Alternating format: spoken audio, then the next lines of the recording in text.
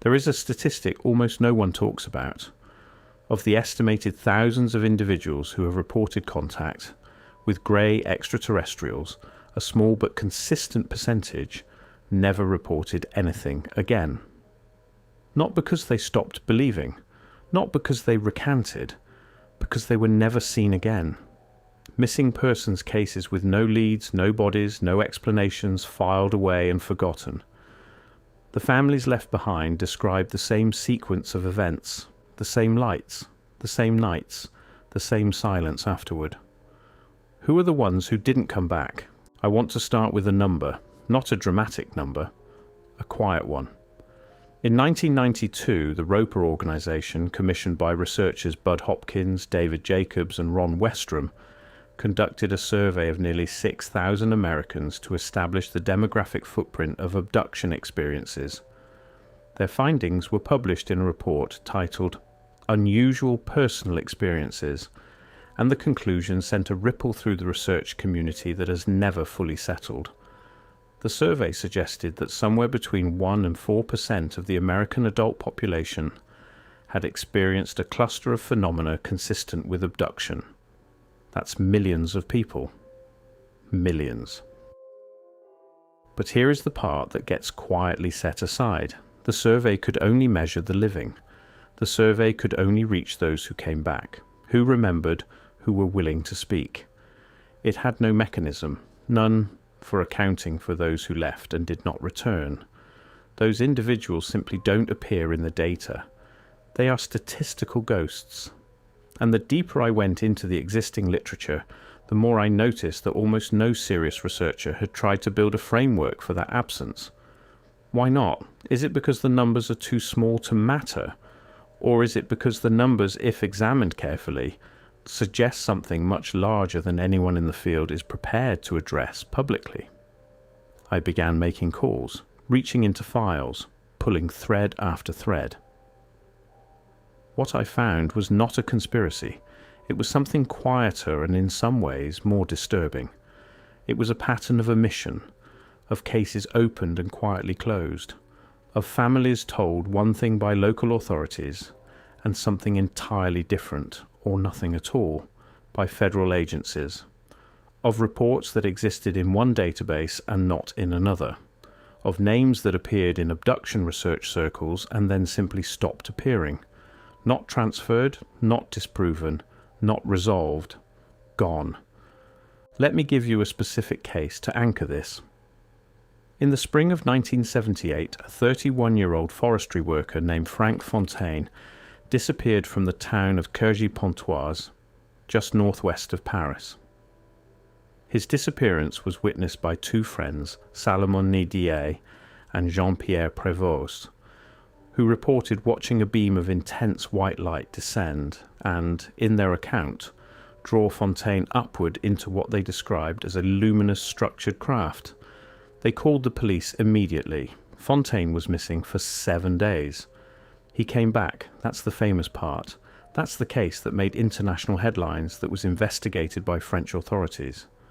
That GEPAN, the French government's official UFO investigation unit, one of the only formal governmental bodies of its kind in Western history, formally reviewed.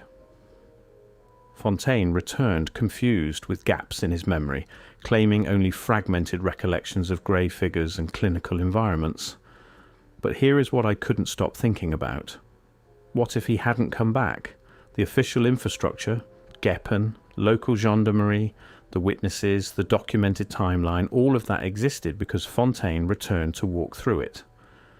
The case is rich with evidence precisely because there was a subject to investigate. Now remove the subject. Fontaine disappears and stays disappeared. What remains? Two witnesses with an extraordinary story. A missing persons report. A beam of light nobody can explain. And how many of those are there? Filed under unexplained disappearances in the archives of a dozen countries, stripped of context, stripped of the one thing that would make them legible, a living witness who came home.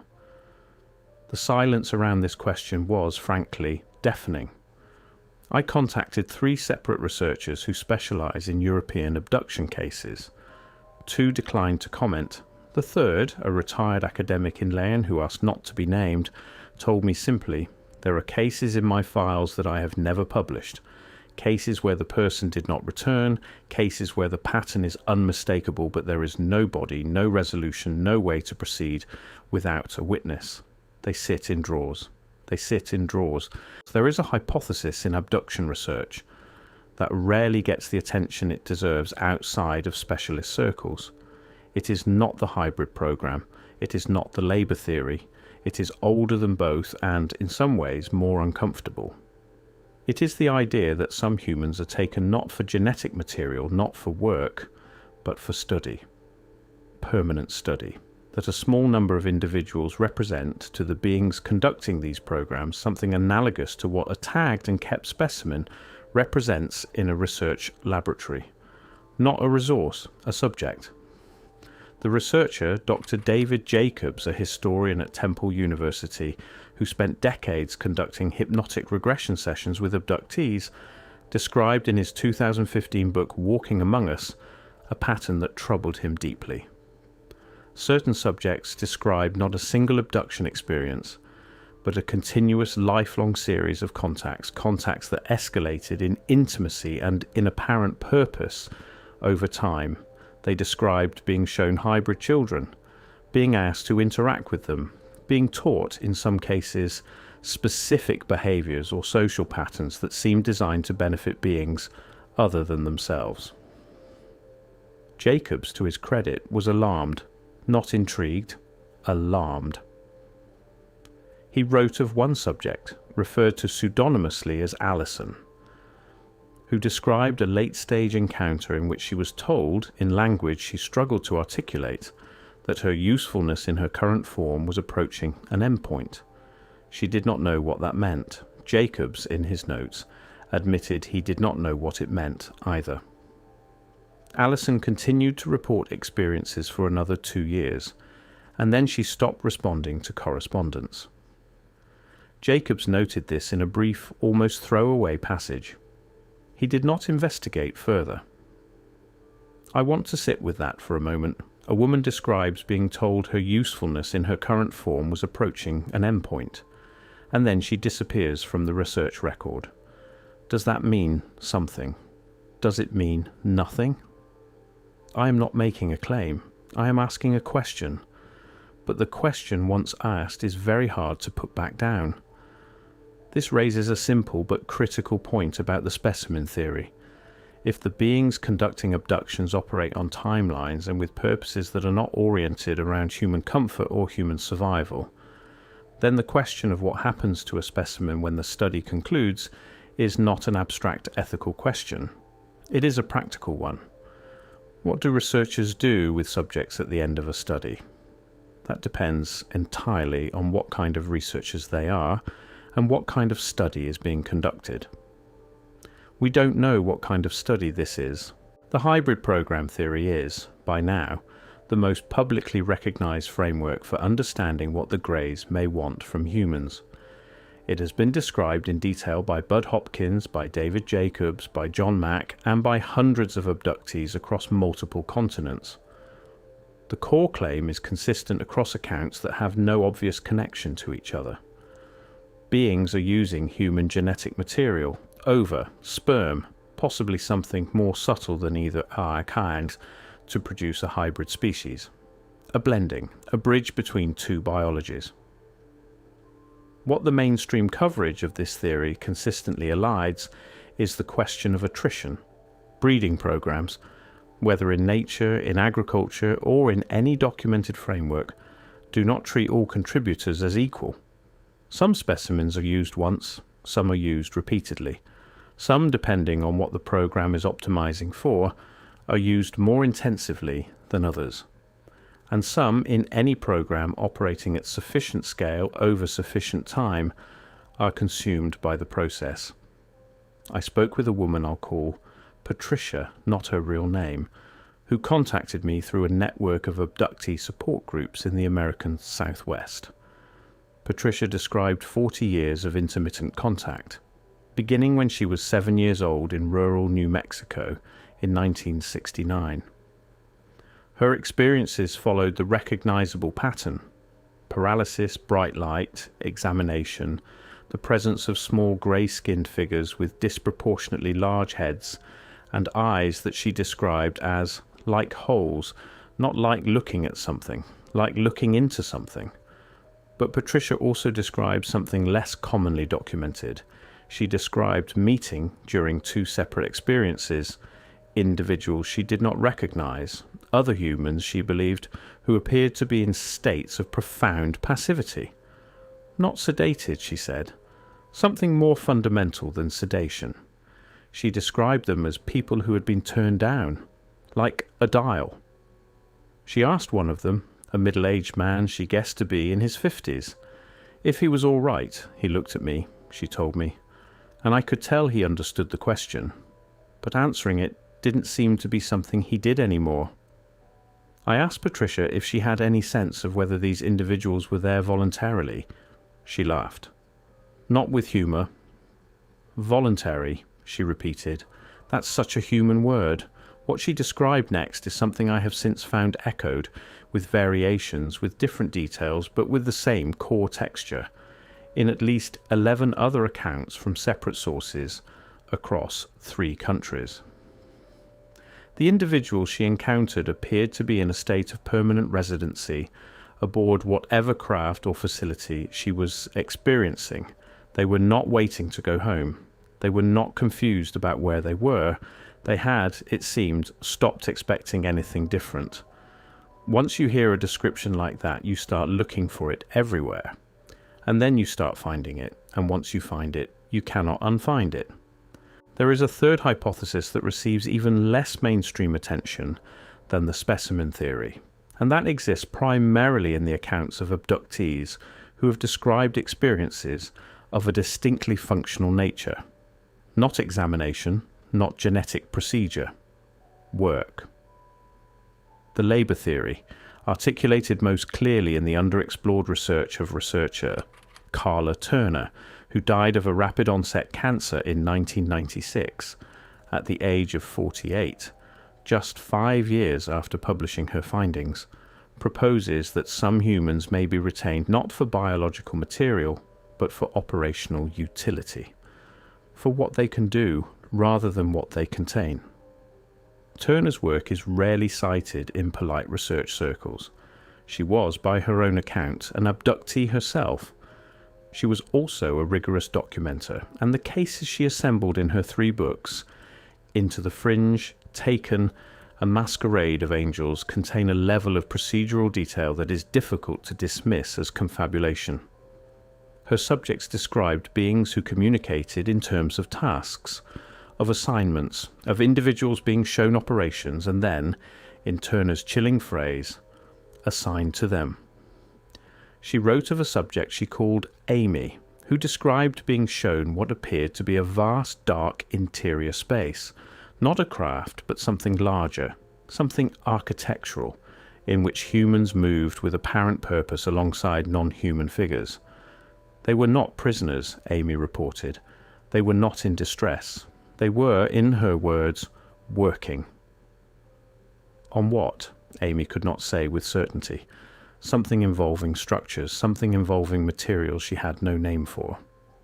Turner asked Amy whether these humans had chosen to be there. Amy's response: they didn't look like people who were still asking that question. Turner published this account in 1994. She died 2 years later. I am not suggesting a connection. I am noting the timing. I am noting that Turner herself, in interviews conducted in the final months of her life, expressed a growing conviction that her research had moved into territory that someone somewhere preferred remain unexplored.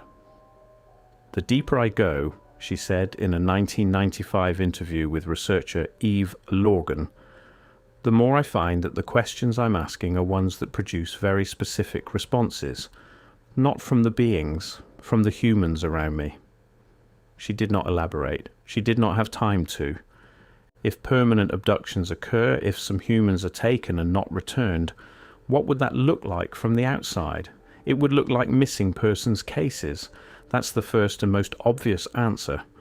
And missing persons cases are, in the United States alone, filed at a rate that should give pause to anyone thinking carefully about this question.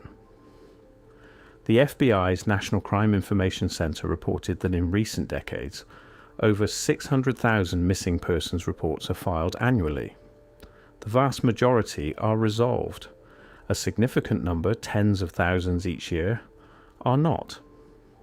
No one is suggesting that all or even most of those cases involve non-human actors. But the subset that might, how would you identify them? Researcher Greg Bishop, in his 2005 book Project Beta, documenting the deeply strange case of Paul Bennewitz, touches on a phenomenon that several intelligence-adjacent figures described to him over years of investigation: the existence of what they called soft missing persons, individuals who disappeared not dramatically, no crime scene, no witnesses, no event, but gradually.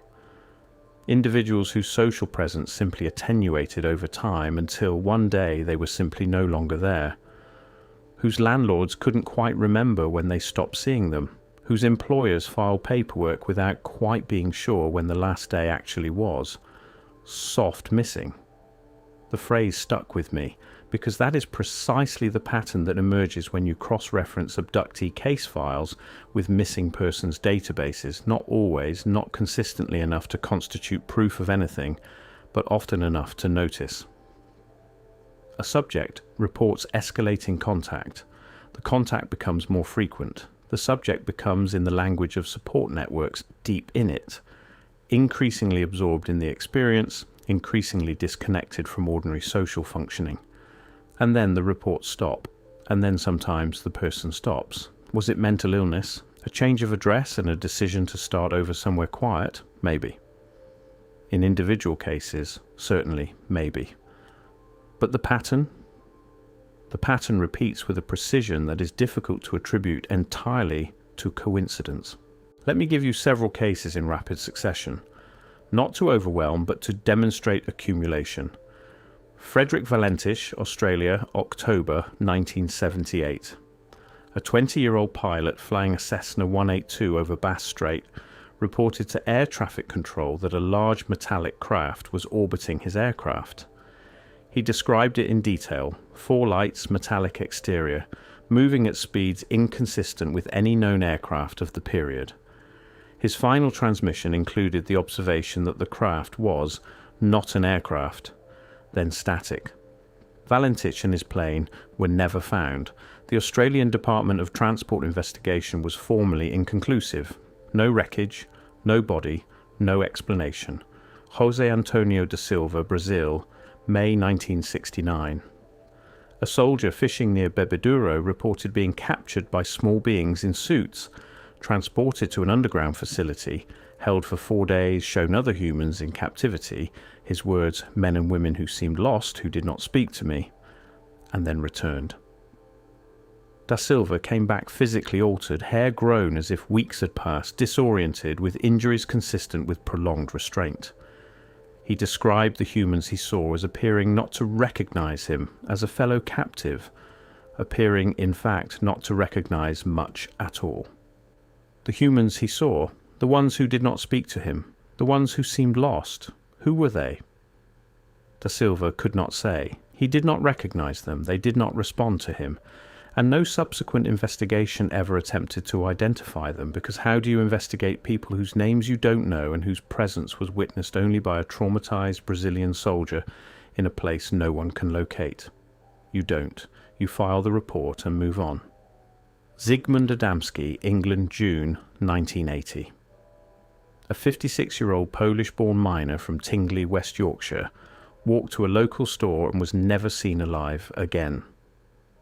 5 days later, his body was found atop a coal heap in Todmorden, 16 miles from his home. He was fully clothed in the outfit he'd left in. He showed no signs of exposure consistent with 5 days outdoors in the English spring. No identification of how he reached a 16-foot coal heap. No explanation for the burn marks found on the back of his neck, or for the strange ointment, unidentified by forensic analysis, applied to those burns. The coroner recorded an open verdict. The police constable who investigated the case, Alan Godfrey, subsequently reported his own abduction experience in the same town 6 months later. Godfrey went on record. He is still living. Adamski is not. The official explanation for Adamski's death was, effectively, no explanation at all.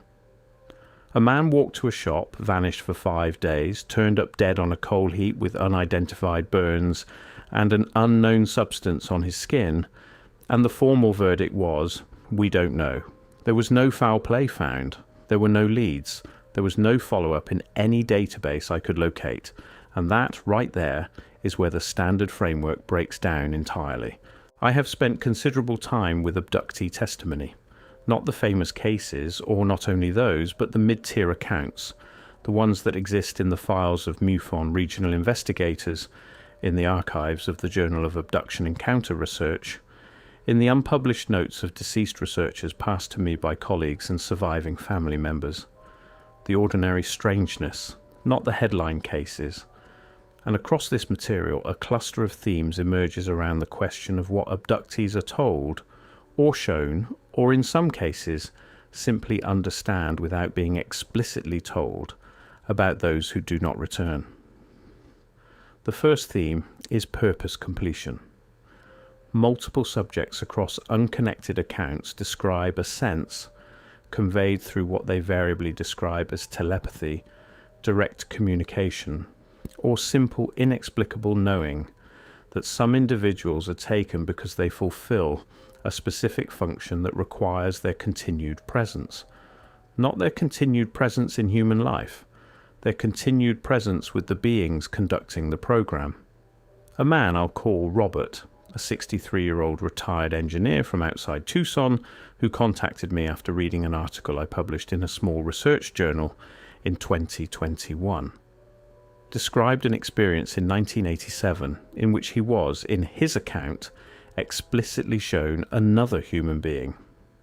A woman in her 30s, he guessed, calm, coherent, but clearly not expecting to be anywhere other than where she was. He was told, and he struggles, he told me, to describe the mechanism of that communication, that she had chosen the longer function. Chosen? I pressed him on that word. That's the word I have, he said. I don't know if it was her choice the way we'd mean it. I don't know if the word means the same thing in whatever context they were using it, but chosen is the word that comes when I try to translate it. The longer function. I don't know what that means. I am not sure the beings who apparently used it meant what we would mean, but I have since found variants of this phrase, or rather this concept, dressed in different language in 4 other accounts from separate sources. The extended role, the deeper work, the ones who stayed, those who went all the way, different words, the same shape. And here's the strangest part. In none of these accounts do the people being described appear to be suffering, vacant perhaps, altered certainly, but not suffering. Whether that absence of apparent suffering represents genuine contentment, psychological restructuring beyond what we would recognize as normal consciousness, or simply a state too alien to read through human emotional frameworks, that I cannot determine. I'm not sure anyone can. If I were to describe the single most consistent feature of the evidence surrounding permanent abductions, it would not be the testimonies. It would not be the physical trace cases. It would be the gaps, the places where documentation should exist and doesn't. The Valentich case, for instance. The Australian Department of Transport produced a formal investigation report. That report exists, has been partially released under Freedom of Information provisions, and contains Hankaum, by any reasonable assessment, a striking number of redacted passages for an investigation that officially concluded nothing paranormal had occurred. If the explanation is mundane, pilot disorientation, equipment failure, a tragic accident over open water, why are portions of the investigation report still withheld? What mundane explanation requires classification? The official position breaks apart here. GEPAN, the French government's UFO office, produced extensive files during its operational period from 1977 to 1988. Researchers who have accessed these files through official channels consistently report the same experience. Cases that begin with detailed witness accounts and physical evidence analysis, and then simply terminate. No conclusion, no follow-up notation, just a file that stops in the middle of an open question. Files that stop, inquiries that terminate without resolution, witnesses whose subsequent whereabouts are not documented. And the question I keep returning to is not whether this represents a coordinated effort to suppress information. I'm genuinely uncertain about that, but whether it might represent something simpler and almost more troubling. A bureaucratic system encountering a category of event it has no framework to process, and choosing, at each juncture, the path of least documentation. Don't investigate what you can't explain. Don't file what you can't resolve. Don't create a record that will require a follow-up you don't know how to conduct. The absence of evidence is not evidence of absence, but in this specific domain, the absence of evidence follows patterns too consistent to attribute entirely to administrative oversight. The same files missing in France, in the United States, in Australia, in Brazil, the same transition points between witness report and official investigation, between investigation and conclusion, where records thin out or disappear entirely, all without coordination, or so we're told. There is a dimension to this inquiry that I have saved for last because it is the one I find most difficult to approach without veering into territory I can't adequately support. Some of the individuals described in permanent abduction accounts, the ones who stayed, in whatever formulation, are described by witnesses as appearing to possess knowledge. Not distress, not confusion, knowledge.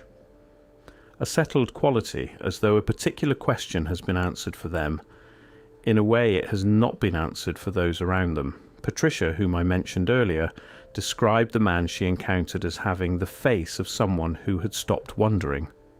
Not blissful, not blank, simply resolved. As though the central anxiety of human existence, what is this, why is this, what does it mean, had been addressed. Robert from Tucson described the woman he was shown as looking like someone who had been given information and had had time to absorb it. Not happy, just oriented. I want to be careful here. I am not suggesting that permanent abduction is a spiritual privilege. I am not suggesting that those who did not return are better off. I genuinely do not know that, neither does anyone I've spoken with. But the consistency of this description across unconnected witnesses raises a question that I find genuinely haunting. What if some of those taken are, in whatever sense is possible under these circumstances, learning something? Not subjected to something, not used for something. Learning the scale of what an extraterrestrial intelligence might know about physics, about consciousness, about the nature of existence, about what happens after biological life concludes, is, if you take the premise seriously at all, potentially so vast that it doesn't map onto human frameworks for knowledge. If human abductees are, in some cases, being retained not as specimens or labourers, but as students, or rather as subjects in an educational process so alien to our understanding that student barely begins to describe it, then what are they learning? And here's what I can't stop thinking about. We don't have any of it. Whatever they may have been shown, whatever understanding may have been transferred to those who remained, whatever knowledge might have been accumulated across decades, potentially centuries, if this program predates the modern abduction era, by human beings who entered into some form of permanent contact with a non-human intelligence. We have none of it. It exists, somewhere, presumably, in whatever minds still hold it, in whatever form those minds still take. But it has not come back to us. It has not been published, reported, transcribed, or transmitted.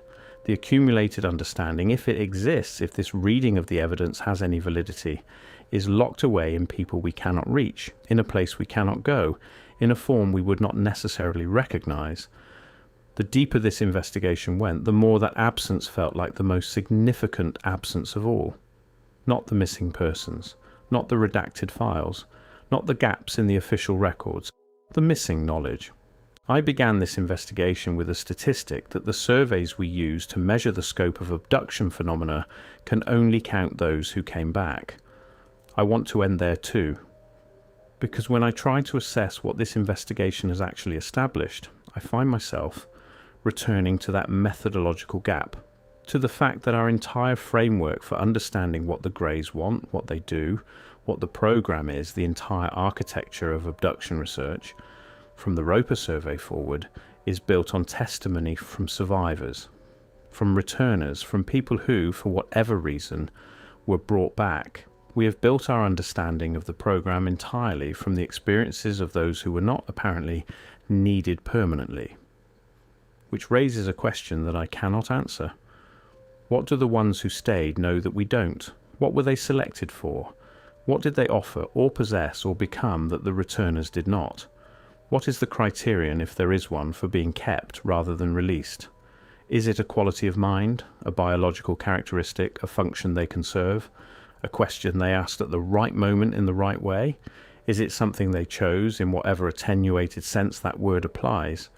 And if there is knowledge being accumulated in that space, if the longer function means something, if those who went all the way went somewhere real, somewhere persistent, then what will happen to it? Does it stay with them? Does it go somewhere when they go? Does it belong to them or to the beings who took them, or to something neither of us has a category for? I don't know. I cannot know. The research does not reach there. But I find myself thinking about a filing cabinet in Lyon, about files that sit in drawers, about cases opened and never resolved, about a woman named Alison who stopped responding to correspondence, about a man on a coal heap in Todmorden with burns on his neck and a substance on his skin that no forensic lab could identify, about a pilot's last transmission over Bass Strait and the silence that followed it, about a soldier in Brazil describing people who had stopped asking questions, about a retired engineer in Tucson saying chosen and then stopping, because that was the only word he had, about all the things that are not in any database, about the strangely calm faces, about the ones who, according to everything we can piece together from those who returned, did not appear to want to leave. What do they know that we don't? That question is not rhetorical. It is not a literary device. It is the actual centre of this investigation, the thing that all the files and cases and testimonies and redacted reports circle around without ever quite touching. There are humans, it appears, who have been given access to something, to knowledge, to experience, to a form of existence, to something that the rest of us have not. And they are not here to tell us what it is. The record stops, the file closes, the drawer stays shut.